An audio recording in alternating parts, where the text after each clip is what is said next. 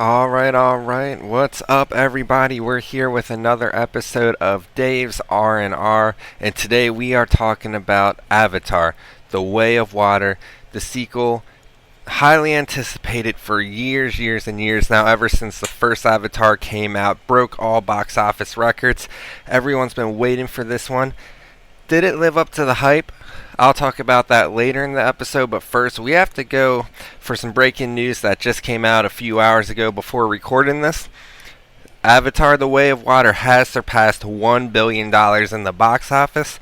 A lot of people question that after years and years since the first one, would the hype still be there? People say it didn't have the cultural impact a lot of big movies that make that much money have.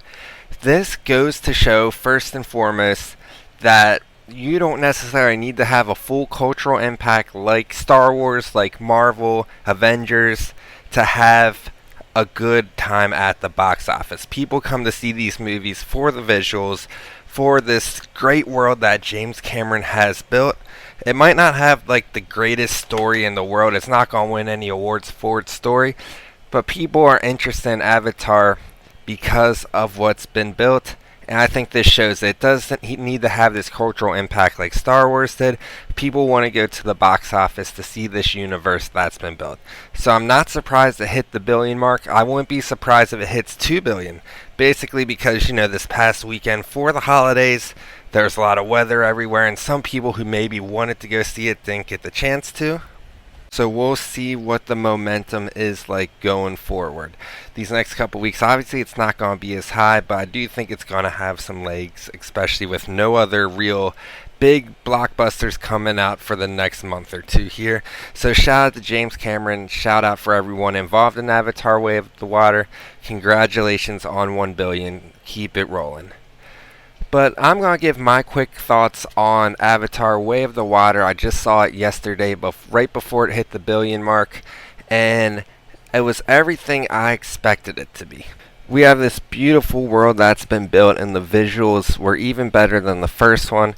You can definitely tell the years and years that have been put into Avatar 2 have paid off. Visually, it's probably the most beautiful movie I've ever seen. I have no idea how they do it. And if you get the chance, definitely try to see this in IMAX or 3D. It definitely adds to it. Avatar is one of those movies you have to see in the movie theater. You're not going to really get as great of an experience if you watch it on the couch, on DVD, or on streaming. So definitely get it while it's still in the movie theater. That being said, though, with this movie, everyone expected the visuals to be up to par. The big question was, how would the story compare? One of the big criticisms of the first Avatar, well, it was the most visually stunning movie we've seen at that time. The story was very lacking, and I think they did a better job this time. It wasn't the greatest story in the world, but I think they built off what started was in the first one.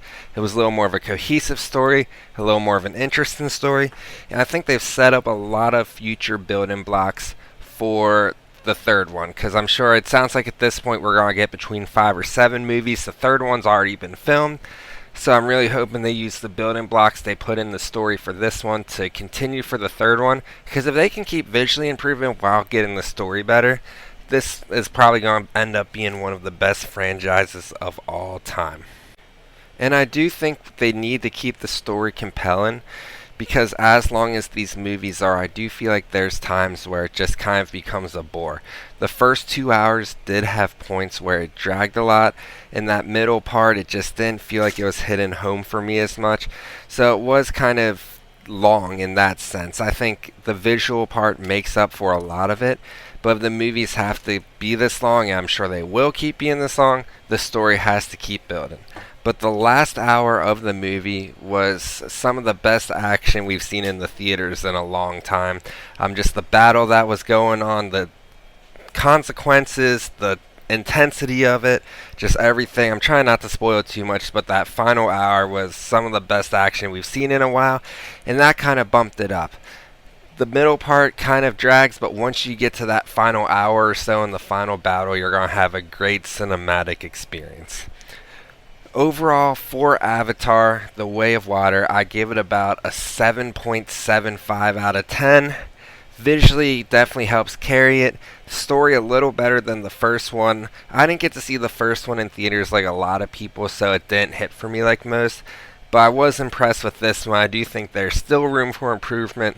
But overall, the 3 hours, especially at the end, it was a great experience in the movie theater. So Avatar 2, 7.75 out of 10. And if the story keeps building, I'm honestly expecting the 8.5 to 9 range for Avatar 3 in the next year or two. And that kind of raises the question, and this is where we might get a little spoilery, is where does the franchise go from here? Because this movie kind of played out the same way as the first one. Jake Sully kind of going into a new area of the world now. He was just entering the Avatar world the last movie and kind of trying to get accepted, which they did by the end of this movie. So they can't really keep doing that from movie to movie. I don't want to keep seeing Scully go from different area to different area trying to fit in with the people. And this might be a hot take. For the third movie, I think they should kill off Scully. Mainly because he can't be the hero time after time again. I do think they did a good job in this movie setting up the youngest brother as potentially the face of the franchise going forward. I think James Cameron knows that if he's going to keep the movies going, the story has to keep picking up. So in Avatar 3, I wouldn't mind Scully either riding off into the sunset or sacrificing himself. But I do think it needs to go in a different direction from him going forward, and the youngest son is definitely that direction. If they do 5 or 7 movies, number 3 would be the perfect end to Scully's trilogy. So there you have it for my overall thoughts on Avatar: The Way of Water. This movie has shown us a lot that years later, James Cameron can still do it. Years later, it's still going to be a great box office success.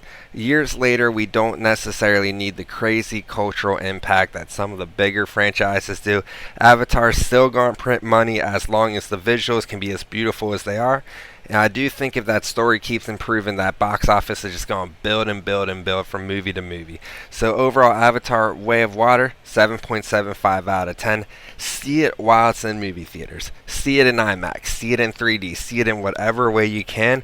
Because once it hits DVD, believe me, from doing the first one on streaming service, not being able to see it in that IMAX, I don't think I got the full experience of it like a lot of people did. So definitely see this one while you can. It's going to be in theaters for a while, especially with nothing big coming out soon.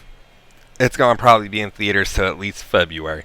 So definitely check it out if you can, and we'll see where it goes from here. I gave a couple thoughts on that as well, but I do think Avatar 3 has a bright future for an already super successful franchise.